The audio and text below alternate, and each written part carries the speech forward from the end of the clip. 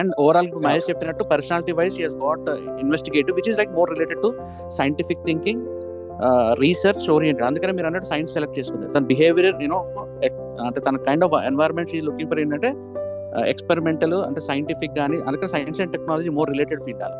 At the same time మనం consider చేయాల్సింది ఏంటంటే ఇంటెలిజెన్స్ కూడా ఆర్కిటెక్ట్ సైడే ఉండాలి. So science and technology combination of architect is bright future for us. Got it. Overall గా how did you find this report? అంటే మీకు ఎలా అనిపించింది, దీని వల్ల ఎంత యూజ్ అనిపించింది? మనకి అన్ని తెలుసు కానీ ఇలా డిఫరెన్షియేషన్ చేసి చెప్తే క్లియర్ గా అర్థమైంది. First of all each and every topic. Second thing ఏంటి అంటే ఈ టాపిక్స్ లో కూడా మనం పుష్ చేయొచ్చు అనే ఐడియా మాకు వచ్చింది first.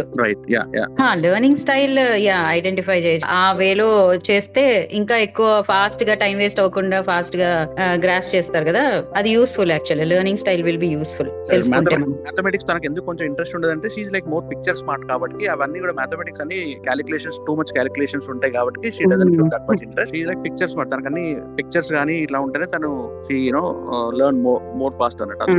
That is the reason. yes and I hope this report really helped you. కొంచెం క్లారిటీ వచ్చినట్టుంది కదా మీ కిడ్స్. ఈ PDF షేర్ చేస్తారా మీరు?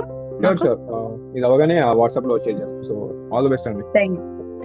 Thank you so much. Thanks for taking time అండి.